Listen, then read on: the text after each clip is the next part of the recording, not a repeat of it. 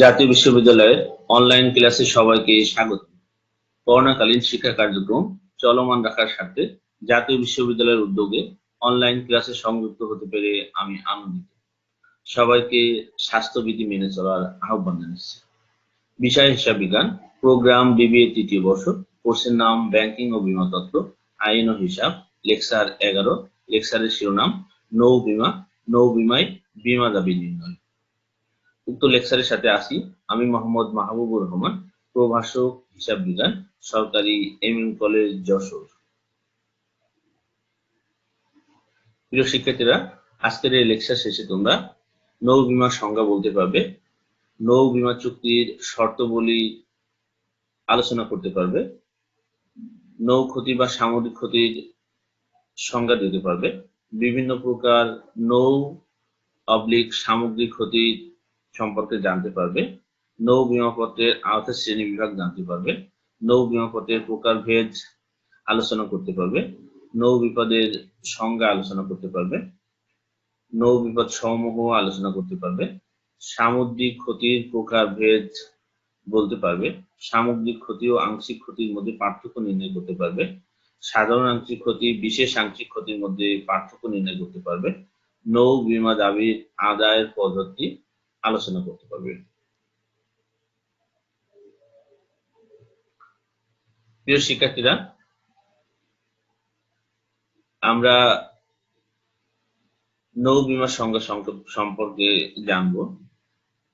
তো শিক্ষার্থীরা, আমরা পাশে দেখতে পাচ্ছি দুটি নৌযান আছে এবং দুটি নৌযান ক্ষতিগ্রস্ত হয়েছে। তো এমনই ভাবে যদি কোনো নৌযান ক্ষতিগ্রস্ত হওয়ার সম্ভাবনা থাকে, তাহলে উক্ত যে ঝুঁকি থাকে, এই ঝুঁকিগত প্রতিবন্ধকতা দূর করার জন্য আমরা যে বীমা করি, সেই বীমাটার নাম মূলত নৌ বীমা। প্রিয় শিক্ষার্থীরা, তাহলে আমরা বলতে পারি নৌপথে চলাচলকারী জাহাজে যে পণ্য আছে, সেই পণ্য যদি কোনো ঝুঁকির সম্মুখীন হয়ে থাকে, উক্ত ঝুঁকিগত প্রতিবন্ধকতা দূর করার জন্য বীমা গ্রহীতা প্রিমিয়ামের বিনিময়ে যে নিরাপত্তামূলক ব্যবস্থা গ্রহণ করে বীমাকারীর নিকট থেকে, সেটির নামই হচ্ছে মূলত নৌ বীমা।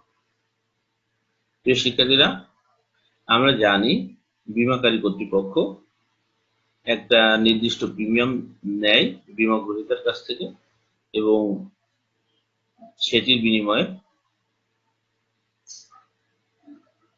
তার বীমা গ্রহীতার সম্পত্তির ঝুঁকি বহন করে। প্রিয় শিক্ষার্থীরা, তাহলে আমরা বলতে পারি নির্ধারিত প্রিমিয়ামের বিনিময়ে নৌপথে চলাচলকারী জাহাজস্থিত পণ্য সামগ্রী বীমাকৃত ঝুঁকি দ্বারা আক্রান্ত হয়ে ক্ষতি বা ধ্বংস হলে তা ক্ষতিপূরণের প্রতিশ্রুতি দিয়ে যে বীমা চুক্তি করা হয় তাকে নৌ বীমা বলে। আমরা একটা প্রামাণ্য সংজ্ঞা দেখি। প্রিয় শিক্ষার্থীরা, যে চুক্তির দ্বারা বীমাকারী বীমা গ্রহীতাকে নির্দিষ্ট পন্থায় ও নির্দিষ্ট সীমা পর্যন্ত সামুদ্রিক ক্ষতি অর্থাৎ নৌযান সংক্রান্ত ক্ষতির জন্য ক্ষতিপূরণের প্রতিশ্রুতি প্রদান করে তাকে নৌ বীমা বলে। শিক্ষার্থীরা, আমরা বুঝলাম যে নৌ বীমা হচ্ছে এমন এক ধরনের বীমা যেখানে জাহাজ বা জাহাজ স্থিত যে পণ্য আছে, উক্ত জাহাজ বা পণ্য সামগ্রী যদি ক্ষতি হয় বা ক্ষতি হওয়ার সম্ভাবনা আছে বলে বীমা গ্রহীতা মনে করে, তাহলে সে তার পণ্য এবং জাহাজের নিরাপত্তার জন্য একটি নির্দিষ্ট প্রিমিয়ামের বিনিময়ে একটি নির্দিষ্ট সময় পর্যন্ত এবং নির্দিষ্ট যাত্রার জন্য যে বীমা করে, অর্থাৎ বীমাকারীর সাথে যে চুক্তি করে, সেটির নামই মূলত নৌ বীমা। প্রিয় শিক্ষার্থীরা, আমরা নৌ বীমা চুক্তির বিভিন্ন শর্তাবলীগুলো আলোচনা করব এবার। উক্ত চুক্তির ভিতরে কিছু চুক্তির শর্তাবলী আছে যেগুলো প্রকাশিত, অর্থাৎ যেগুলো চুক্তির ক্ষেত্রে বীমাকারী এবং বীমা গ্রহীতার ভিতর আলোচনা বা লিখিত হওয়ার প্রয়োজন আছে। আর এমন কিছু চুক্তি শর্ত আছে যেগুলি আলোচনা করার প্রয়োজন নেই, সেটি নৌ বীমার ক্ষেত্রে খুব কমন বিষয়। এই জন্য সেটিকে আমরা বলছি অপ্রকাশিত শর্তাবলী বা অব্যক্ত শর্তাবলী। প্রিয় শিক্ষার্থীরা, ব্যক্ত বা প্রকাশিত শর্তাবলী অর্থাৎ যে শর্তাবলীগুলো বীমাকারী বীমা গ্রহীতার ভিতর আলোচনার দাবি রাখে, সেটি হচ্ছে সমুদ্র যাত্রার তারিখ। অর্থাৎ বীমা গ্রহীতার যে পণ্য সামগ্রী আছে সেটি জাহাজে করে কোন বিমানবন্দর থেকে কত তারিখে ছাড়বে, কোন কোন কোন কোন কোন পথ অর্থাৎ তার গন্তব্য কোথায় এবং কোথায় কোথায় বিরতি নিবে, কোন কোন সমুদ্র বন্দর হয়ে নির্দিষ্ট গন্তব্যে পৌঁছাবে ইত্যাদি বিষয়গুলো তারিখ সহ, সম্ভাব্য তারিখ সহ উল্লেখ থাকবে এবং গন্তব্যে পৌঁছানোর সম্ভাব্য তারিখ এক্ষেত্রে উল্লেখ করা থাকে। বীমাকৃত সম্পদের বৈধতা, জাহাজে যে পণ্য সামগ্রী থাকবে উক্ত সম্পদের আইনগত বৈধতা থাকতে হবে। উক্ত বৈধতা আছে কিনা সেই বিষয়ে আলোচনা হওয়ার প্রয়োজন আছে। রক্ষীবহ রাখা, জাহাজ এবং জাহাজের যে মালামাল আছে সেগুলো বিভিন্ন ক্ষতির সম্মুখীন হতে পারে, যেমন মনুষ্য সৃষ্ট বিভিন্ন ক্ষতির সম্মুখীন হতে পারে, যেমন জলদস্যুতা, চুরি, ডাকাতি ইত্যাদির ফলে উক্ত পণ্যের বা জাহাজের ক্ষতি হতে পারে। এই জন্য রক্ষীবহর রাখা হবে কিনা জাহাজে সে ব্যাপারে আলোচনা হবে, বা রাখলেও কোন কোন আনুষ্ঠানিকতা পালন করা হবে, বা রক্ষীবহরের দায়িত্বে কারা থাকবে, তাদের খরচ কারা বহন করবে ইত্যাদি বিষয় আলোচনা হবে বা চুক্তিতে থাকবে, ব্যক্ত চুক্তি বা প্রকাশিত চুক্তিতে থাকবে। এছাড়া অব্যক্ত বা অপ্রকাশিত চুক্তি যে শর্তাবলী আছে সেক্ষেত্রে জাহাজের সমুদ্রে চলাচল যোগ্যতা, অর্থাৎ জাহাজ সমুদ্রে চলাচলের জন্য সম্পূর্ণ প্রস্তুত কিনা, যান্ত্রিক কোনো ত্রুটি আছে কিনা। 2, যাত্রার বৈধতা, যে লক্ষ্য জাহাজ যে বন্দরে ভিড়বে অথবা যে যে বন্দর হয়ে সমুদ্র বন্দর হয়ে নির্দিষ্ট গন্তব্যে পৌঁছাবে সে সকল যাত্রাপথের বৈধতা আছে কিনা জাহাজে।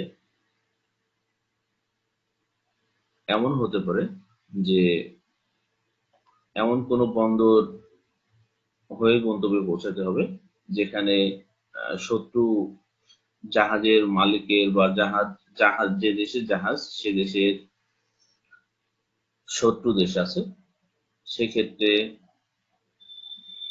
উক্ত পথে যাত্রা না করাই ভালো। নির্দিষ্ট সময়ে যাত্রা, বীমা গ্রহীতা এবং বীমাকারীর ভিতরে নির্দিষ্ট সময়ে যাত্রা করবে জাহাজটি, এটি আলোচনার নিষ্প্রয়োজন। তার কারণ আমরা ব্যক্ত চুক্তির ভিতরেই আলোচনা করেছি যে সমুদ্র যাত্রার সম্ভাব্য তারিখ থাকবে, নির্দিষ্ট সময়ে যাত্রা আমাদের ব্যক্ত চুক্তির ভিতরে আমাদের উল্লেখ আছে যাত্রাপথ পরিবর্তন না করার। অনেক সময় যাত্রাপথ পরিবর্তনে কোনো ক্ষতির সম্মুখীন হতে পারে জাহাজস্থিত পণ্য, সেক্ষেত্রে বীমাকারী এবং বীমা গ্রহীতার ভিতরে যদি ক্ষতি হয় তাহলে ক্ষতি নিরূপণ করার একটি বিষয় সামনে আসে। সেক্ষেত্রে অনেক আনুষ্ঠানিকতা পালন করতে হয়, অনেক রকম বাধার সম্মুখীন হতে পারে বিমানগত।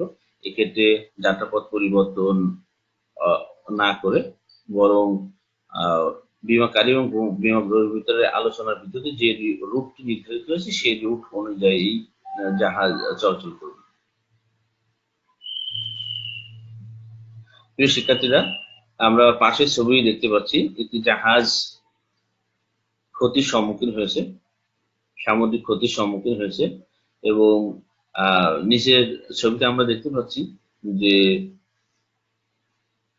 কোন দেশের উদ্ধার কর্মীরা উক্ত জাহাজের যে যাত্রী ছিল তাদেরকে উদ্ধার করছে বা পণ্য সামগ্রী উদ্ধারের জন্য চেষ্টা করছে। প্রিয় শিক্ষার্থীরা, আমরা নৌ ক্ষতি বা সামুদ্রিক ক্ষতি সম্পর্কে এবার জানবো। নৌ বিপর্যয়ের ফলে বিমাকৃত যে বিষয়বস্তু আছে অর্থাৎ পণ্য এবং জাহাজ ইত্যাদি যদি কোনো ক্ষয়ক্ষতি হয় তাহলে সেই ক্ষয়ক্ষতিটার নামই হচ্ছে সামুদ্রিক ক্ষতি বা নৌ ক্ষতি।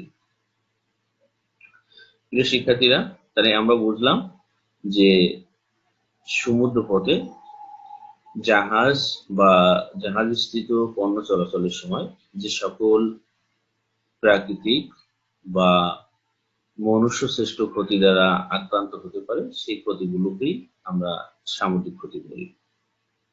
যেমন প্রাকৃতিক ক্ষতির ভিতরে যেমন হতে পারে টর্নেডো, ঝড়, তুফান ইত্যাদি। এছাড়া মনুষ্য সৃষ্ট ক্ষতি চুরি, ডাকাতি, গ্রেফতার, রণতরী ধাক্কা বা পারস্পরিক দুটি জাহাজের ধাক্কা অথবা অন্য কোনো নৌযানের সাথে সংঘর্ষ ইত্যাদি নৌক্ষতি বা সামরিক ক্ষতি। প্রিয় শিক্ষার্থীরা, আমরা বিভিন্ন প্রকার নৌ বা সামুদ্রিক ক্ষতি সম্পর্কে জানবো। আমরা পাশের ছবিতে দেখতে পাচ্ছি যে বিভিন্ন ক্ষতির উপাদান, সামুদ্রিক বা নৌ ক্ষতির বিভিন্ন উপাদানগুলো আমরা পাশের চিত্রে উল্লেখ করেছি। টর্নেডো, উইন্ড, ঝড়, স্নো, রেইন, ফগ ইত্যাদির কারণে মূলত প্রাকৃতিকভাবে সামুদ্রিক ক্ষতি হয়ে থাকে। আমরা সামুদ্রিক ক্ষতিকে মূলত দুই ভাগে বিভক্ত করতে পারি, একটি হচ্ছে সামগ্রিক ক্ষতি আর আরেকটি হচ্ছে আংশিক ক্ষতি। সামগ্রিক ক্ষতি বলতে আমরা জাহাজ বা জাহাজস্থ যে পণ্য আছে উক্ত পণ্য বা জাহাজের এমন ক্ষতিকেই বুঝি যেখান থেকে কোনো কিছু উদ্ধার করা সম্ভব নয়, সমগ্র অংশেরই ক্ষতি হয়েছে, বিমাকৃত বিষয়বস্তু সমগ্র অংশেরই ক্ষতি হয়েছে ইত্যাদি হচ্ছে আমাদের সামগ্রিক ক্ষতি। আংশিক ক্ষতি হচ্ছে এমন ক্ষতি যেখান থেকে কিছু অংশ বিমাকৃত বিষয়বস্তুর কিছু অংশ ক্ষতি হয়েছে এবং কিছু অংশ উদ্ধার করা সম্ভব অথবা রক্ষিত অবস্থায় আছে।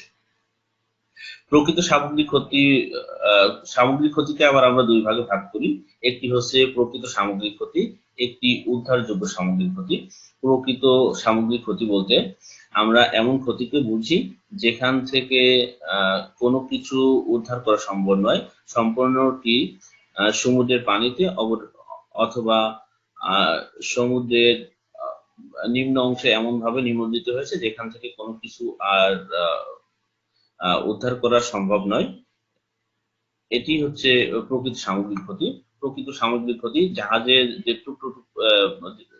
একটি পূর্ণ জাহাজ টুকরো টুকরো অংশে পরিণত হওয়া, নিচে পতিত হওয়া, সমুদ্রের তলদেশে পতিত হওয়া, সংঘর্ষের দরুন পুরো জাহাজটি পানিতে এমন ভাবে নিমজ্জিত হওয়া, এমন ভাবে টুকরো টুকরো হওয়া যেখান থেকে কোনো কিছু উদ্ধার করা সম্ভব নয়। এছাড়া যে পণ্য আছে সেই পণ্য এমন ভাবে সমুদ্রের পানির সাথে মিশে যাওয়া অথবা সমুদ্রের তলদেশে মিশে যাওয়া যেখান থেকে কোনো অংশে আর উদ্ধার করা সম্ভব নয়, উদ্ধারযোগ্য সামগ্রিক ক্ষতি।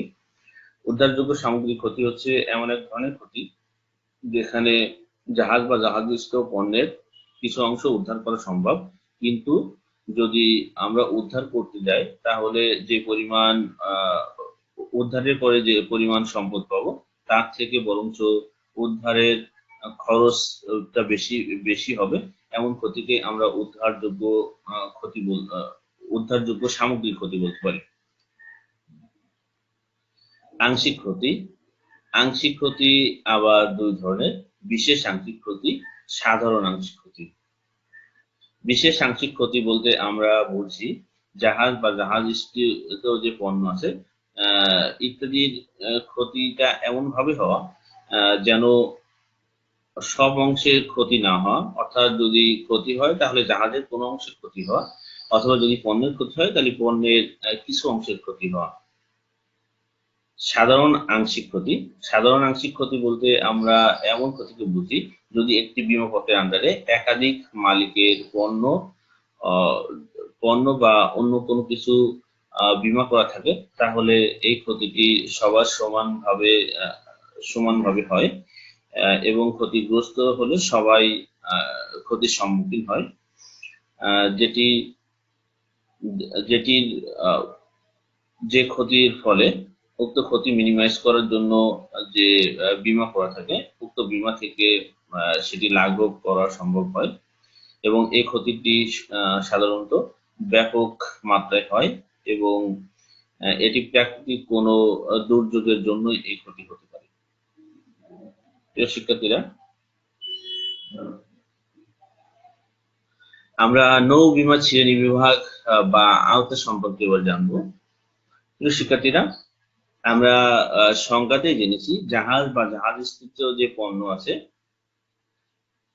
উক্ত বিষয়ের ক্ষতি হতে পারে।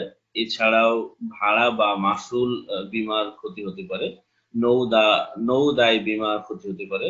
অর্থাৎ নৌ বীমার আওতায় জাহাজ থাকতে পারে, পণ্য থাকতে পারে, ভাড়া বা মাসুল বীমা এর অন্তর্ভুক্ত থাকতে পারে, দায় বীমাও এর অন্তর্ভুক্ত থাকতে পারে। জাহাজ বীমা অর্থাৎ একটি সমুদ্র পথে যাত্রার জন্য জাহাজের ক্ষতি হতে পারে। যদি জাহাজের ক্ষতি হওয়ার সম্ভাবনা থাকে তাহলে জাহাজের মালিক বা জাহাজ নিয়ন্ত্রণকারী যে কর্তৃপক্ষ আছে, আহ, যারা সেটি পরিচালনা এবং নিয়ন্ত্রণের দায়িত্বে যে বা যারা আছে, অর্থাৎ জাহাজের মালিকানা সত্ত্ব যাদের কাছে, তারাই মূলত জাহাজে বীমা করে থাকে। পণ্য জাহাজে পণ্য বা যাত্রী থাকতে পারে। উক্ত পণ্য বা পণ্যের আহ, আহ, বীমার আওতায় নিয়ে আসা যায়, নৌ বীমার আন্ডারে নিয়ে আসা যায়। ভাড়া বা মাসুল বীমা, কোনো জাহাজ বা নৌযান যদি আহ, দুর্ঘটনার সম্মুখীন হয়, ক্ষতির সম্মুখীন হয়, তাহলে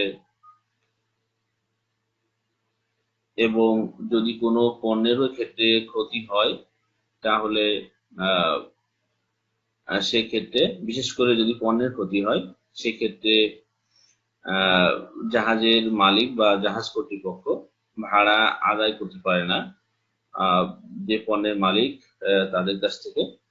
সেক্ষেত্রে উক্ত ভাড়াটি সম্পূর্ণ অংশেই ফিরে না পাওয়ার সম্ভাবনাই খুব বেশি। এক্ষেত্রে জাহাজ কর্তৃপক্ষ ভাড়া বা মাসুল বীমা করে থাকে, দায় বীমা।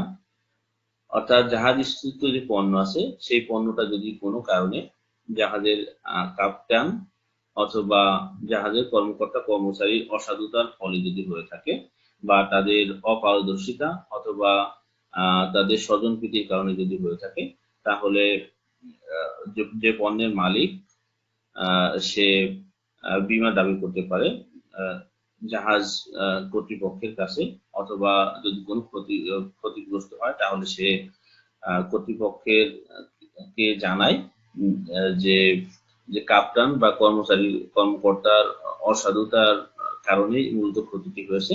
সেক্ষেত্রে আহ জাহাজ মালিককে উক্ত ক্ষতির দায়ভার নিতে হয়। এই জন্য জাহাজ মালিক বীমাকারীর সাথে একটি চুক্তি করে, যে চুক্তির নাম হচ্ছে নৌদায় বীমা।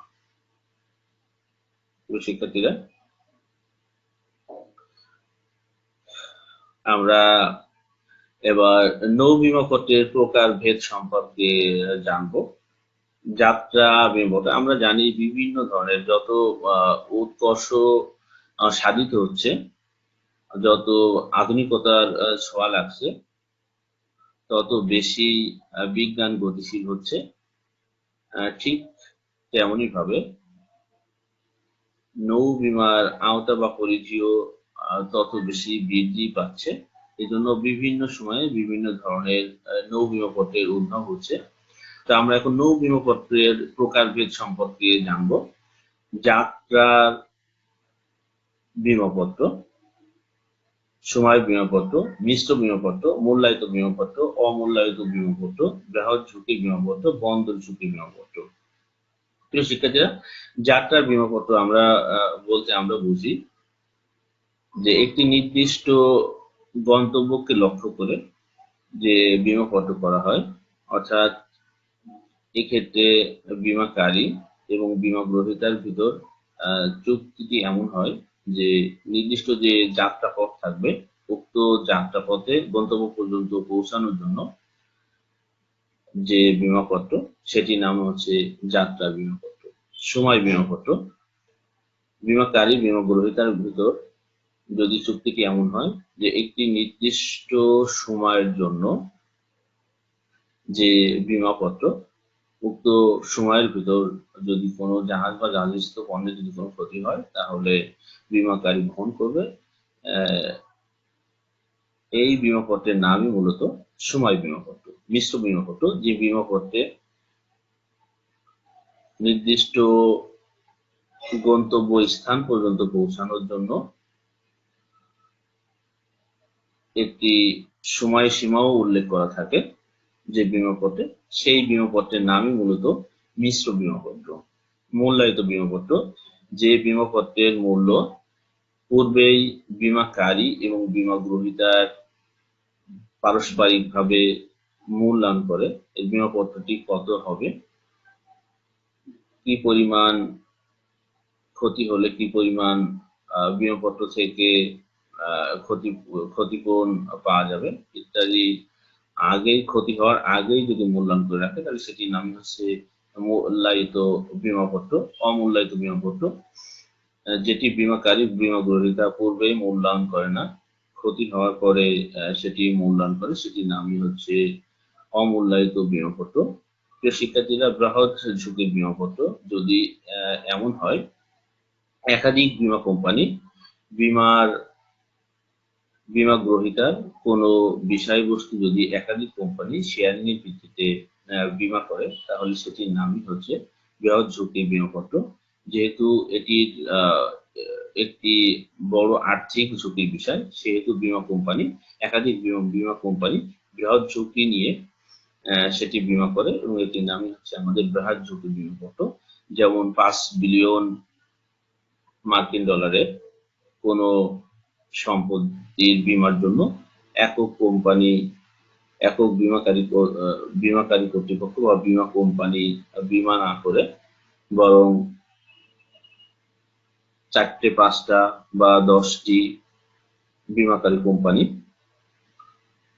তারা পারস্পরিক সহযোগিতার ভিত্তিতে নিজেদের ভিতর ঝুঁকি শেয়ারিং এর মাধ্যমে বীমা করে থাকে। বন্দর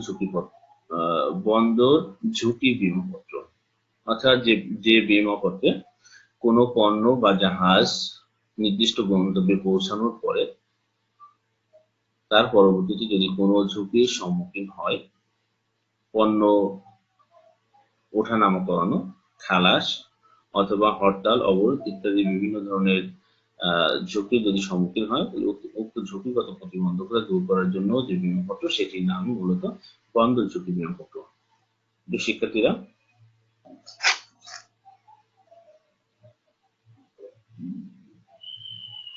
আমরা নৌ বিপদের সংজ্ঞা সম্পর্কে জানবো। প্রিয় শিক্ষার্থীরা, আমরা পাশের চিত্রে দেখতে পাচ্ছি একটি টর্নাডো বা ঘূর্ণিঝড়ের দৃশ্য দেখতে পাচ্ছি। এছাড়াও আমরা দেখতে পাচ্ছি আরো বিভিন্ন যে প্রাকৃতিক বিপর্যয় আছে, উক্ত বিপর্যয়ের ফলে জাহাজ বা জাহাজস্থিত পণ্যের ক্ষতি হতে পারে। তো নৌ বিপদের সংজ্ঞা বলতে আমরা বুঝি প্রাকৃতিক বা অপ্রাকৃতিক যে উপাদানগুলো আছে যেটির মাধ্যমে সমুদ্র পথে চলাচলের ক্ষেত্রে পণ্য বা জাহাজের ক্ষতি হতে পারে, মূলত সেটিকে আমরা নৌ বিপদ বলতে পারি। প্রিয় শিক্ষার্থীরা, আমরা বলতে পারি সমুদ্রে চলাচলের কারণে বা চলাচলের ফলশ্রুতিতে উদ্ভূত বিপদ সমূহ যেমন ঝড়, তুফান, জলদস্যুতা, চুরি ইত্যাদি এ জাতীয় যে কোনো বিপদই নৌ বিপদ হিসেবে গণ্য। তাহলে আমরা বলতে পারি যে সমুদ্র পথে চলাচলের সময় যে প্রাকৃতিক বা মনুষ্য সৃষ্ট যে বিপদগুলো আছে ইত্যাদি বিপদের ফলে যদি নৌযানের কোনো ক্ষতি হয়, নৌযান যদি বিপদে পড়ে বা দুর্ঘটনায় পতিত হয় তাহলে সেগুলোকে আমরা বলবো নৌ বিপদ। প্রিয় শিক্ষার্থীরা, আমরা এবার দেখব যে আমাদের নৌ বিপদগুলো আছে সেই নৌ বিপদ সম্পর্কে আমরা বিস্তারিত জানবো। তো শিক্ষার্থীরা, আমরা জানি যে নৌ বিপদ মূলত দুই প্রকার, একটি হচ্ছে প্রাকৃতিক বিপদ, অপরটি হচ্ছে অপ্রাকৃতিক বিপদ অর্থাৎ মনুষ্য সৃষ্ট বিপদ। প্রকৃতি বিপদে আসলে আমাদের মানুষের কোনো হাত থাকে না, এক্ষেত্রে প্রকৃতি নির্ভর। যেমন আমরা বলতে পারি ঝড়, সমুদ্র গর্ভের যে নিমজ্জিত যে পাহাড় থাকতে পারে বা তুষার থাকতে পারে, সেটির সাথে সংঘর্ষ হতে পারে। আমরা বলতে পারি যে ভাসমান যে বরফ খণ্ড থাকে, সেই বরফ খণ্ডের সাথে সংঘর্ষে যদি জাহাজস্থ পণ্যের ক্ষতি হতে পারে বা নৌযানের ক্ষতি হতে পারে।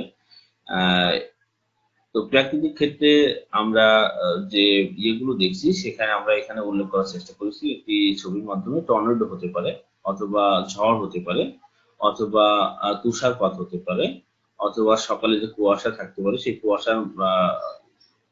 কুয়াশার যে নিম্নদিকে যে অন্ধকার সেটির মাধ্যমে হয়তো এমন হতে পারে যে কোনো অন্য একটি নৌযানের সাথে সংঘর্ষ হতে পারে, অথবা কোনো একটি পাহাড় অথবা সমুদ্রের নিমজ্জিমান যে বরফখণ্ড তার সাথেও বিপদটা হতে পারে। তো পাশের যে মনোগ্রামটা আমরা দেখলাম এটি হচ্ছে আমাদের প্রাকৃতিক বিপদের উপাদান এগুলো। প্রিয় শিক্ষার্থীরা, এছাড়াও অপ্রাকৃতিক বিপদ বা মনুষ্য সৃষ্ট যে বিপদগুলো আছে সেটির মাধ্যমে আমাদের নৌযান বিপদের সম্মুখীন হতে পারে। আমরা যেমন বলতে পারি যে জলদস্যুতা, প্রাচীন কাল থেকে জলদস্যুতা খুব বড় একটি উপাদান অপ্রাকৃতিক বিপদের। এছাড়াও চুরি, ডাকাতি এবং শত্রুপক্ষের আক্রমণের শিকার, অথবা যে শত্রু দেশ আছে, শত্রু দেশের কোন যুদ্ধ জাহাজ দ্বারা আক্রান্ত হতে পারে নৌযানগুলো।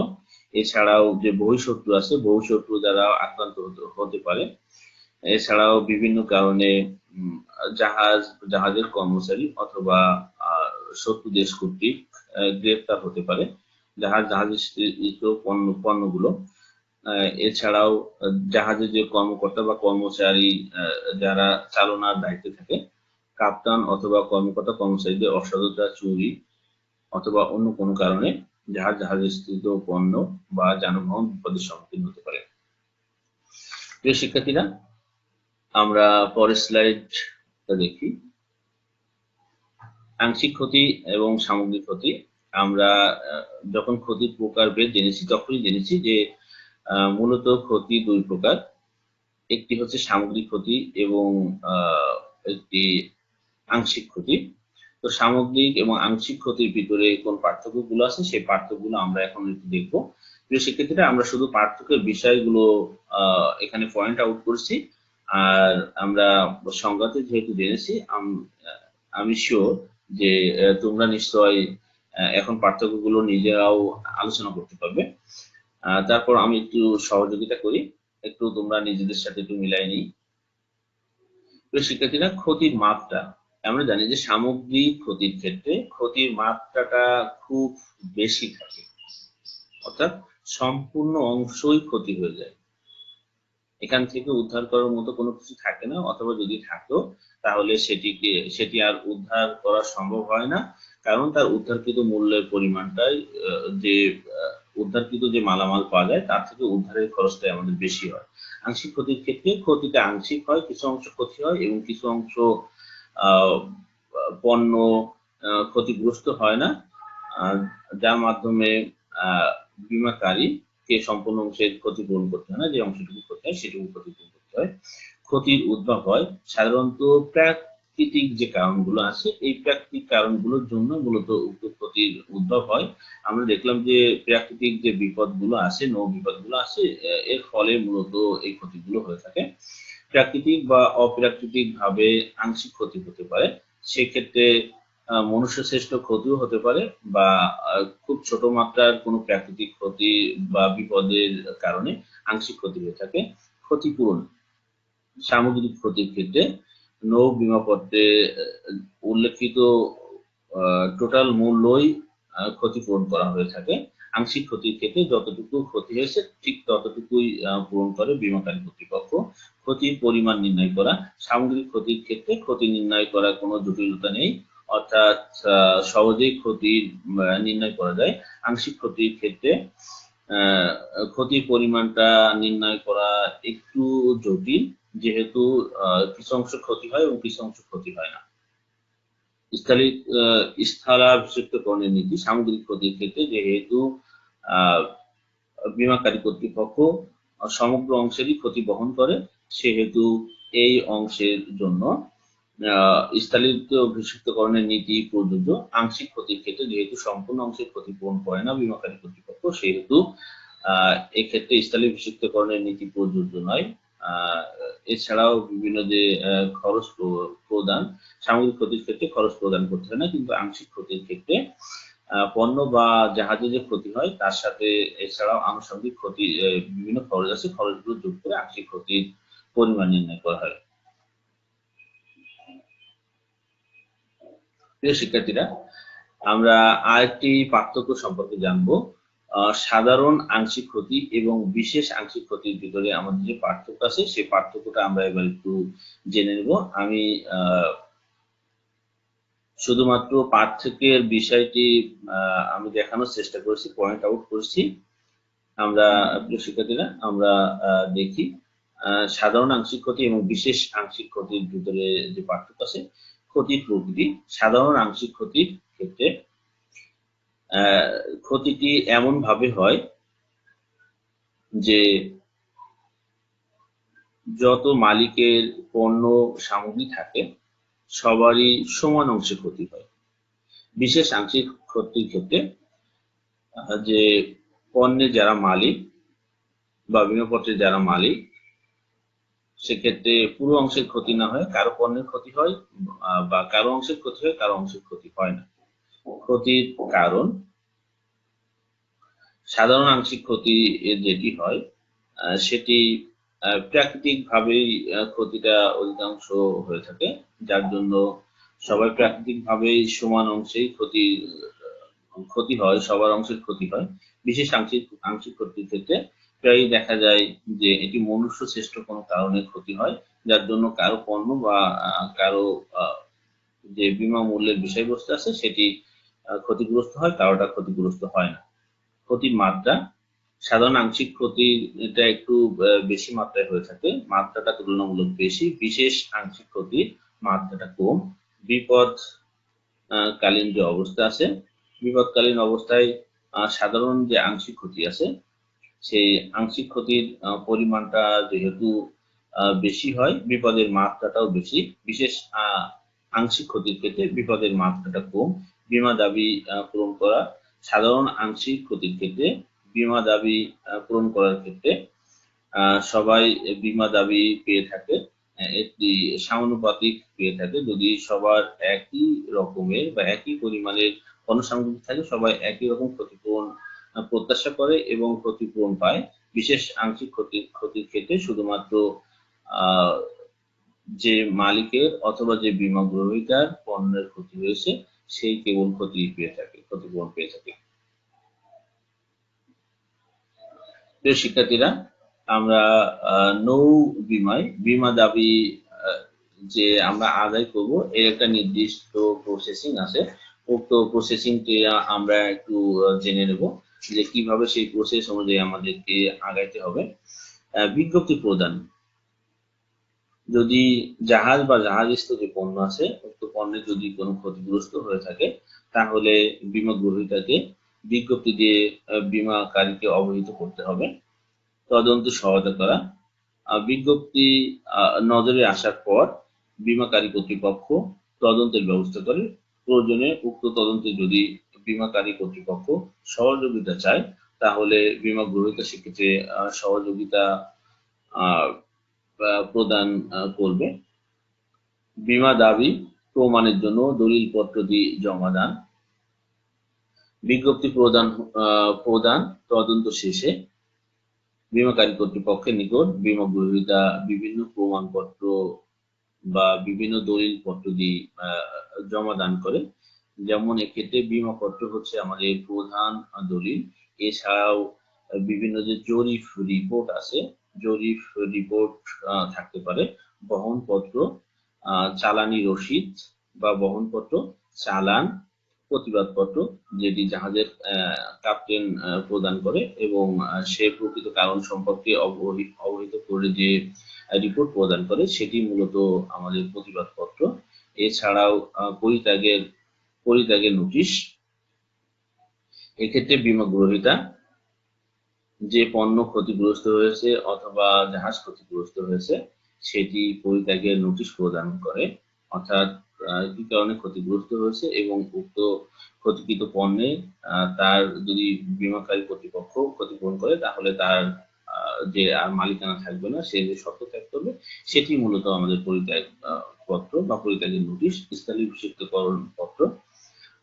যদি সম্পূর্ণ ক্ষতির ক্ষেত্রে যদি বীমাকারী কর্তৃপক্ষ ক্ষতিপূরণের সম্পূর্ণ অংশেরই ক্ষতিপূরণ করে বীমা দাবি অনুযায়ী বা বীমাপত্র অনুযায়ী, সেক্ষেত্রে অবশিষ্ট যে অংশ থাকবে ক্ষতিগ্রস্ত হওয়ার পরে যে অবশিষ্ট অংশ থাকবে জাহাজ বা জাহাজীকৃত পণ্যের বা বীমা বীমাপত্রের বিষয়বস্তু, সেটি স্থলাভিষিক্তকরণ করবে বীমাকারীর নিকট বীমা গ্রহীতা। শিক্ষার্থীরা, এইভাবে একটি নৌ বীমার দাবি আদায় হয়ে থাকে। শিক্ষার্থীরা, আমরা আজকের পাঠের একেবারে শেষ প্রান্তে। প্রিয় শিক্ষার্থীরা, আমরা আজকে যে বিষয়গুলো জেনেছি সেই বিষয়গুলো খুব সংক্ষেপে আমি একটু তুলে ধরার চেষ্টা করছি। আমরা নৌ বীমা সম্পর্কে জেনেছি। আমরা জেনেছি যে কোন নির্দিষ্ট পণ্য একটি নির্দিষ্ট গন্তব্যে একটি নির্দিষ্ট সময়ে পৌঁছানোর ক্ষেত্রে যে সকল প্রতিবন্ধকতা আছে, উক্ত প্রতিবন্ধকতা দূর করার জন্য যে বীমা, সেই বীমার নামই মূলত নৌ বীমা। প্রিয় শিক্ষার্থীরা, আমরা নৌ বীমা চুক্তি শর্তাবলী আলোচনা করেছি। আমরা দেখেছি যে এটি মূলত দুই ধরনের, একটা হচ্ছে লিখিত বা যেটি আলোচনা করার প্রয়োজন হয়, একটা হচ্ছে ব্যক্ত, একটা হচ্ছে অব্যক্ত। আমরা নৌ ক্ষতি সম্পর্কে জেনেছি। নৌ ক্ষতি আমরা জেনেছি মূলত দুই প্রকারের নৌ ক্ষতি হয়ে থাকে, একটা হচ্ছে সামগ্রিক ক্ষতি, একটা হচ্ছে আংশিক ক্ষতি। আমরা নৌ বীমার আওতা জেনেছি। নৌ বীমার আওতার ভিতরে আমাদের যে জাহাজস্থিত যে পণ্য সেগুলো, এছাড়াও জাহাজের যে ভাড়া মূল্য সেটি বা ভাড়া। আমরা নৌ বিপদ সম্পর্কে জেনেছি। নৌ বিপদ হচ্ছে এমন এক ধরনের বিপদ যে নৌযানগুলো আছে, নৌযানগুলো ক্ষতিগ্রস্ত যার দ্বারা হতে পারে, যে বিপদগুলো সেটি মূলত হচ্ছে আমাদের নৌ বিপদ। আমরা বিপদের প্রকারভেদ, নৌ বিপদের প্রকারভেদ সম্পর্কে আমরা জেনেছি মূলত দুই প্রকার, একটা হচ্ছে মনুষ্য সৃষ্ট, একটা হচ্ছে প্রাকৃতিক। এছাড়াও আমরা জানলাম সামগ্রিক ক্ষতি, আংশিক ক্ষতির পার্থক্য জেনেছি। আমরা বীমা দাবি কিভাবে আদায় করতে হয় সে সম্পর্কে আমরা আলোচনা করেছি, আমরা জেনেছি। প্রথমেই বিজ্ঞপ্তি দিতে হয়, এরপরে আরো কিছু আনুষ্ঠানিকতা আছে, যেমন দলিলপত্র উপস্থাপন করতে হয়। আমরা জেনেছি যে এরপরে ক্যাপ্টেন এক ধরনের প্রত্যয়নপত্র দেয়, অথবা ক্যাপ্টেন নিজেই জানায় যে আসলে ক্ষতির আসল কারণ কি, নৌযান ক্ষতির অথবা পণ্য ক্ষতির আসল কারণ কি। সর্বশেষ স্থলাভিষিক্তকরণের যে পত্র, সেই পত্রটি দিতে হয়। এমন ভাবে মোটামুটি বীমা দাবি আদায় হয়। প্রিয় শিক্ষার্থীরা, আমি আজকের এই লেকচারটি তৈরি করার জন্য যে সকল বইয়ের সহযোগিতা বা যে সকল তথ্যের সহযোগিতা নিয়েছি সেটি হচ্ছে অর্থনৈতিক সমীক্ষা 2020, উইকিপিডিয়ার সহযোগিতা নিয়েছি আমি, এডিকশনের রিস্ক অ্যান্ড ইন্স্যুরেন্স বইয়ের সহযোগিতা নিয়েছি, বাংলা একাডেমি বার্তা সপ্তম সংখ্যার সহযোগিতা নিয়েছি। প্রিয় শিক্ষার্থীরা, আজকে আমরা একটি নীতিবাক্যের মাধ্যমে আমাদের আজকের পাঠদান শেষ করব। প্রিয় শিক্ষার্থীরা, এমন কোনো রাত নেই যে ভোর হয়নি, অর্থাৎ জীবনে বিপদ আসতে পারে, কিন্তু সেই বিপদ শেষে আবার আলোর সম্ভাবনা দেখা দেয়। এই জন্য আমাদের বিপদে ভেঙে পড়া উচিত নয়, আমাদের বরঞ্চ সেটি মোকাবেলা করে পরবর্তী দিনের অপেক্ষায় থাকা উচিত। প্রিয় শিক্ষার্থীরা, সকলকে ধন্যবাদ আর সবাইকে আবারও স্বাস্থ্যবিধি মেনে চলার আহ্বান জানাচ্ছি।